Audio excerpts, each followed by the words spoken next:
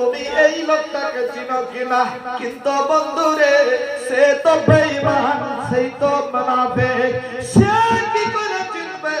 জীবনে কোনদিন আল্লাহর রাসূলের কথা শুনেনি, আলেমের কথা শুনেনি।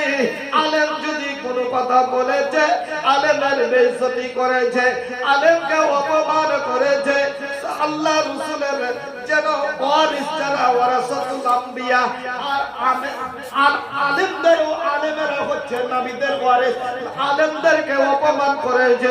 বন্ধু আমার, ওই লোকটা কি করে চিনবে? নবীকে চিনতে পারবে না। সুবহানাল্লাহ।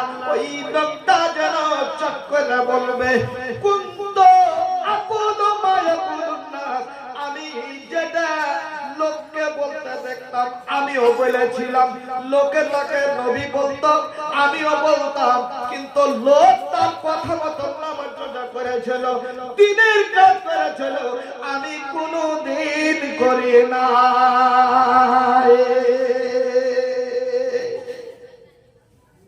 আমি কোনদিন করি না, কোনদিন করিনি। আল্লাহ রাসূলের কথা কোনদিন আমি শুনিনি, আলেম ওলামাকে কোনদিন আমি প্রাধান্য দিইনি, আলেমের কথা আমি কোনদিন শুনিনি। আলেমের কথা শুনলেই তো আমি আল্লাহ রাসূলকে পেয়ে যেতাম, কিন্তু কোনদিন আমি মানিনি। বাপজান আমার, যেমন এই কথা বলবে, হাদিসের মধ্যে পাওয়া যাচ্ছে, মুহাদ্দিসিনে কেরামরা বলছেন যে ওই দুইজন ফেরেশতা চোখ দিয়ে মনে হচ্ছে টক টক করে রক্ত বেরিয়ে পড়ে যাবে, এত ভয়ঙ্কর, এত রাগান্বিত হয়ে গিয়েছে ওরা কথাটা শুনে। তখনই ওরা বলবে, না দাঁড়াইতা বলা দাঁড়াইতা, এই নাদান, তুই কোনদিন বুঝতেও শিখিসনি, কোনদিন কোরআন তেলাওয়াত করিসনি, কোনদিন আল্লাহর রাসূলকে তুই মানে মানতে রাজি হসনি। তখন কি করবে? নবী আমার বলছেন, ওয়া ইউজলাবু বে মাতার কামিন হাদে, বন্ধুরে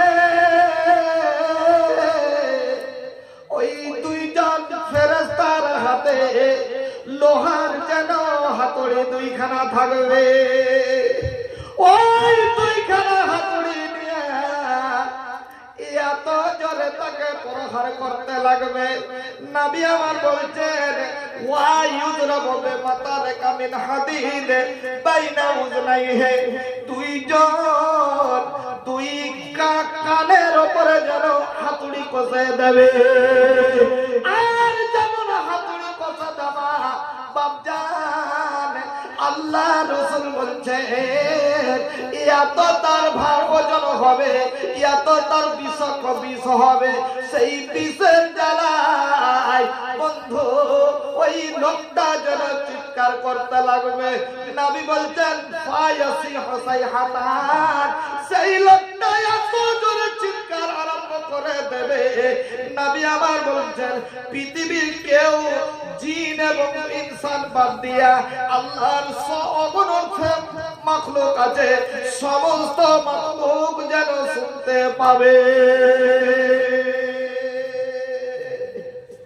আল্লাহ অগণিত মানে জিন এবং ইনসানকে বাদ দিয়া আল্লাহর অগণিত মানে মাখলুক আছে, মানে পশু পাখি আছে, এরা সব কিছু ওই কবরের আযাব যে চিৎকার করছে লোকটা, ওই লোকগুলা শুনতে পেতে লাগবে, ওর আওয়াজগুলা যেন শুনতে পাবে ওই মানে পশু পাখিগুলা, কিন্তু মানুষকে শুনতে দেওয়া হবে না। বাপজা এক্ষুনি কথাটা বললাম, হাদিসটা আগেই বর্ণনা করেছি যে মাওলানা, তাহলে মাওলানা এই মানুষকে কেন শুনতে দেওয়া হলো না? প্রশ্ন হয়ে যেতে পারে। বা আপনাকে যদি শুনিয়া দেওয়া হয়, তাহলে কেউ যে ফের আবেদ নাই মানে দুনিয়া করবে না, সবচেয়ে পাগলা হয়ে যাবে, সবচেয়ে বেহুশ হয়ে যাবে। তাহলে দুনিয়াতে হুঁশ থাকা কালীনই আল্লাহকে নাই না, রোজা কইরা, নামাজ পড়া, হজ কইরা, যাকাত দিয়া, আর দান খায়রাত কইরা, আর দিনের কাজ করে আপনি কিছু সঞ্চয় করে আপনি কবরে যান, তাহলে আপনার হইবে কবরে পরিত্রাণ। নচেত আপনার এমন অবস্থা হয়ে যাবে, দুরবস্থা, সেদিন আপনার কোনো চারা থাকবে না। বন্ধুরে আমার, মা আমার বসে আছেন, আমার মায়েদেরকে একটু আমি বায়ান দিই। আমার বাপ জানেরা ছিলেন, অনেক কথা ওনাদেরকে দিলাম। আমার মা খালারা বসে আছেন, ওনাদেরকে একটু আমি বায়ান দিই। বাপজান, আমার মায়েরা, ধনেরা আমার, আপনারা বসে আছেন বুঝলা, একটু আপনাদের কাছে আমি যাই, আপনাদেরকে একটু মানে আপনাদেরকে একটু মানে জান্নাত জাহান্নামের কথাতে নিয়ে যাই। বাপজান, এটা তো কবরের স্তর হয়ে গেল, কবরের স্তর হয়ে গেল। তো আমাকে আপনাকে কি করতে হবে? সেই জাহান্নাম থেকে, সেই কবর থেকে আমাকে আপনাকে বাঁচতে হবে।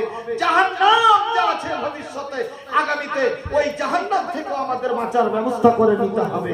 মায়েরা আমার, আল্লাহ রাব্বুল আলামিনের নবী শুধু এই কবরের আযাব নয়, কাল কিয়ামতের মাঠে আপনার আমার অবস্থা আরো ভয়ঙ্কর হয়ে যাবে। এত ভয়ঙ্কর হবে বন্ধুরে আমার, এত ভয়ঙ্কর হয়ে যাবে বাপজান, এত যেন কঠিন দিন হবে, এত ভয়ঙ্কর হবে। একটা হাদিস বললে আপনি বুঝতে পেরে যাবেন। আল্লাহর নবী, দয়ার নবী আমার বর্ণনা করলেন, বেটি রে, কিয়ামতের দিনটা এমন ভয়ঙ্কর হবে, আল্লাহ রাসূল বলছেন সবাই মেলে উলঙ্গ হয়ে উঠবে, সবাই মেলে যেন উলঙ্গ হবে, নারী হোক বা পুরুষ হোক, তাদের পরনে কোনো কাপড় থাকবে না, সবাই মেলে যেন উলঙ্গ হবে। তা আয়েশা রাদিয়াল্লাহু তাআলা আনহা নবীকে বললেন, হে নবী, ইয়া রাসূলুল্লাহ, যদি সবাই মেলে উলঙ্গ হয় তাহলে কবরের লজ্জাস্থানের দিকে তাকাতাকি হয়ে যাবে না? এটা কি কেউ তাকাবে না? বলছেন আল্লাহর নবী, ওরে পাগলি আয়েশা, জানিস না এত ভয়ঙ্কর হবে, এত শাস্তির জায়গা হবে, এত কঠিন কিয়ামত হবে রে।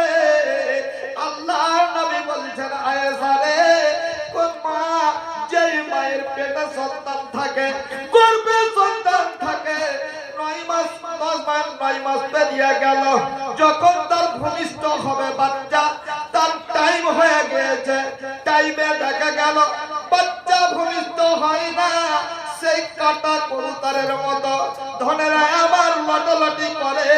মা দেখে সহ্য করতে পারে না, বাবা দেখে পারে না, বাড়ির পরিবার দেখে সহ্য করতে পারল না, চট করে অ্যাম্বুলেন্স দেখে নিয়ে ওকে অ্যাম্বুলেন্সে উঠিয়ে নিয়ে যেতে আরম্ভ করে দিল। তাকে মালদা হসপিটালে ভর্তি করার জন্য মালদাওয়ালা তাকে রেফার করে দিল, গোছলানা শিলিগুড়ি পৌঁছে দিল। শিলিগুড়ি যেতে যেতে কত মা দুনিয়া ছেড়ে বিদায় হয়ে যায়, ওই বেদনা সহ্য করতে না পারাই আয়েশা রে, এমন একটা কঠিন দিন হবে রে আয়েশা, সুবহানাল্লাহ, ওই সমস্ত মহিলাদের পেটে যে সন্তান থাকবে, ওই সন্তান